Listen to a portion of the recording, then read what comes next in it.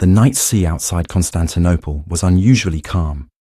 Hundreds of enemy ships drifted toward the city walls, their sails dark against the faint glow of moonlight.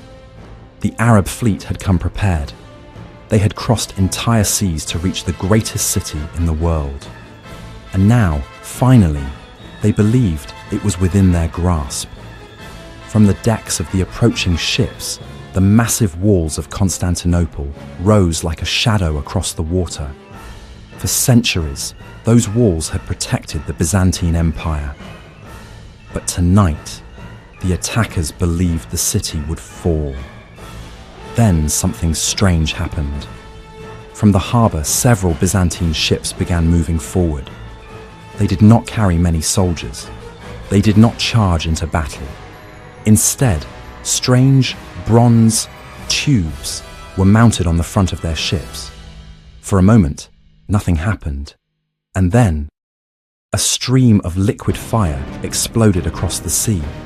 The flames shot through the night like a living creature, slamming directly into the enemy fleet. Ships erupted into blazing infernos. But the most terrifying part wasn't the fire. It was the water beneath it, because the flames did not die. They burned on the surface of the sea itself. The attackers tried desperately to escape, throwing buckets of water onto the flames, but the water only made it worse. The sea itself had become a weapon. This was Greek fire, and for centuries it would become one of the most terrifying weapons in human history. Greek fire first appeared in the 7th century during the wars between the Byzantine Empire and the expanding Arab caliphates. According to historical accounts, the weapon was developed by a Syrian engineer named Callinicus. He arrived in Constantinople carrying a formula so powerful that the Byzantine emperors immediately turned it into one of the empire's most guarded secrets. The weapon was not simply thrown like oil or pitch. It was projected through specialized bronze siphons mounted on ships, creating a stream of burning liquid that could travel across the water and ignite enemy vessels from a distance. Contemporary writers described it as terrifying. The fire clung to wood, to cloth, even to human skin. Water could not extinguish it. Sometimes the flames appeared to float and spread across the sea. Historians today believe Greek fire may have contained a mixture of petroleum, resin, quicklime, and sulfur. But the exact formula remains unknown, because the Byzantines protected it with extraordinary secrecy. The recipe was never written down in full. Instead, it was passed only to a small group of trusted engineers serving the emperor. Even many Byzantine soldiers had no idea how it worked.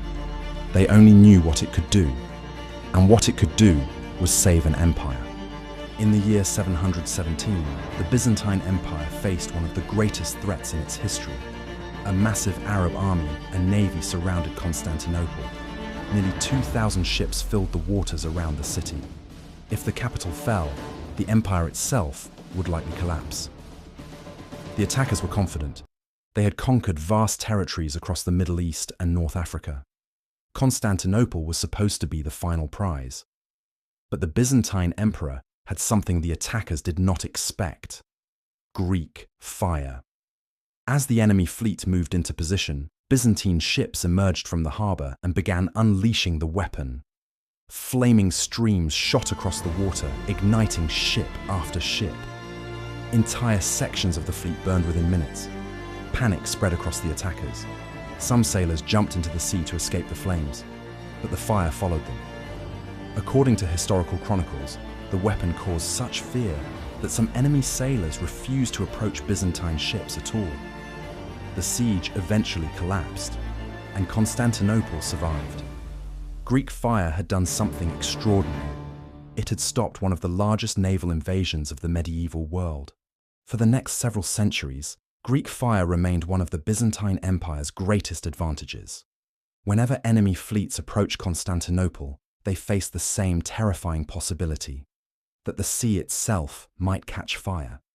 The Byzantines used it in naval battles, harbour defences, and even portable versions carried by soldiers. But despite its effectiveness, the weapon was never widely shared. The empire treated Greek fire as a state secret of the highest order. Only a handful of people knew how to create it. And that secrecy protected the empire for generations. But it also created a problem.